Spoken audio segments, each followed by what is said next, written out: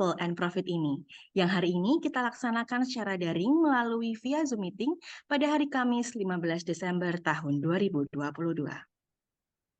Salawat dan salam semoga senantiasa selalu tercurahkan akan keharibaan baginda Rasulullah Shallallahu Alaihi Wasallam kepada keluarga beliau, para sahabat serta kaum muslimin yang senantiasa beristiqomah dalam menjalankan syariat Islam hingga akhir zaman nanti.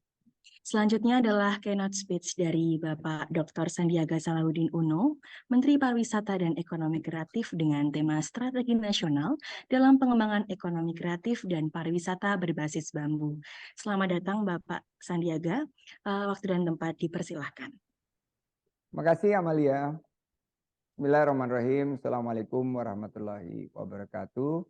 Waalaikumsalam warahmatullahi wabarakatuh. Selamat pagi, salam sejahtera untuk kita semua. Shalom, Om Swastiastu, Namo Buddhaya, salam kebajikan, salam sehat, salam bambu, Indonesia maju, penuh semangat.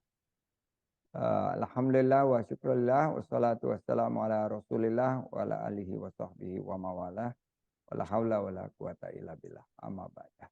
Yang saya hormati Bapak Rektor Universitas Islam Indonesia, Profesor Fathul Wahid. Yang saya hormati Direktur Jenderal Pendidikan Tinggi, Prof.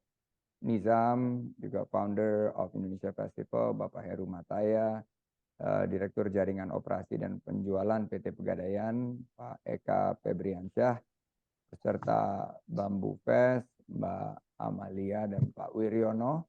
Terima kasih atas undangannya bagi kami. Ini sangat spesial karena kita melihat bahwa bambu ini bisa sangat menjadi daya tarik baik pariwisata maupun ekonomi kreatif, dan penguatan ekosistem teknologi bambu ini akan menjadi salah satu tulang punggung bagaimana kita memberikan nilai tambah. Ekonomi kreatif ini merupakan industri masa depan, berperan besar dalam pembangunan perekonomian nasional. Pak Presiden sendiri yang menyampaikan saat membuka World Conference on Creative Economy awal Oktober lalu di Bali.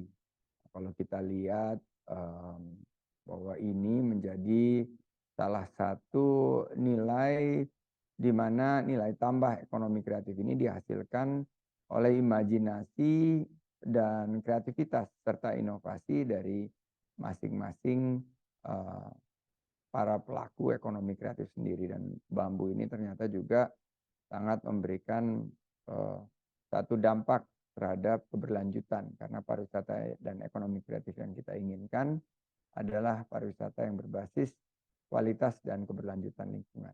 Nilai tambah ekonomi kreatif Indonesia sekarang sudah peringkat ketiga besar dunia. Nah, ini seiring dengan dorongan bahwa nilai tambah terhadap PDB kita, presentasi kita sekarang ada di 7,5%. Kita tertinggal dari Amerika yang sudah duluan dengan Hollywood dan banyak sekali kreasi ekonomi kreatifnya. Korea nomor posisi 2 dengan K-pop dan drakor. Indonesia sekarang sudah mulai menampakkan jati dirinya di posisi 3 besar dunia. Total dari pelaku UMKM sekarang sudah hampir mencapai 65 juta. Nah, kita ingin agar UMKM kita memiliki kualitas yang lebih baik, sehingga dorongan terhadap ekonomi kreatif dan tambahan terhadap PDB kita bisa meningkat dari total 8.600 triliun atau sekitar 62%, 97% penciptaan lapangan kerja, dan total hampir 61% dari aktivitas investasi itu didorong oleh pelaku UMKM yang juga sekitar 99% kontribusinya di ekonomi kreatif. Triwulan pertama 2022 Ekraf tumbuh lebih cepat, 56% dibanding pertumbuhan ekspor nasional. Ini ekspor kita ya, ditopang oleh fashion dan juga kriya. Sementara ekspor ekonomi kreatif kontribusinya 13% dan ini meningkat dibanding tahun sebelumnya yang hanya 11%. Fashion ini sekarang ada di 56,6%, sementara kriya di 38%. Kuliner ini belum terlihat. Juga beberapa produk ekspor yang bisa kita andalkan dari sisi ekonomi kreatif. Neraca perdagangan produk ekraf triwulan pertama juga tetap surplus 60% di tengah pandemi, dan Amerika Serikat, Swiss, dan Singapura menjadi 3 tujuan ekspor ekraf terbesar. Nah, kalau kita tingkatkan bambu sebagai pengembangannya, maka saya yakin angka-angka ini akan semakin baik. Dan sebagai andalan subsektor ekonomi kreatif, Kria ini pertumbuhannya juga cukup robust di angka hampir 2,8% dengan total 183,2 triliun rupiah. Dan tenaga kerja Kria ini juga banyak sekali yang diserap mencapai 3,7 juta. Dan dari keseluruhan ekspor ekraf nasional posisinya juga meningkat dan hanya tertinggal dari industri kreatif subsektor fashion. Mari kita perkuat rantai nilai kreasi karena ini memulai dari awal, dari penyiapan SDM sampai kepada produksi, distribusi, konsumsi, promosi, dan jangan lupa konservasi. Karena sustainability menjadi key concern, dan kalau kita berbicara mengenai bambu, ini adalah salah satu tanaman yang sangat dekat dengan pemikiran sustainability. Dan perlu pendampingan yang tepat guna untuk membantu kemandirian dan kesejahteraan pelaku Kria, baik dari jangka short term maupun long term.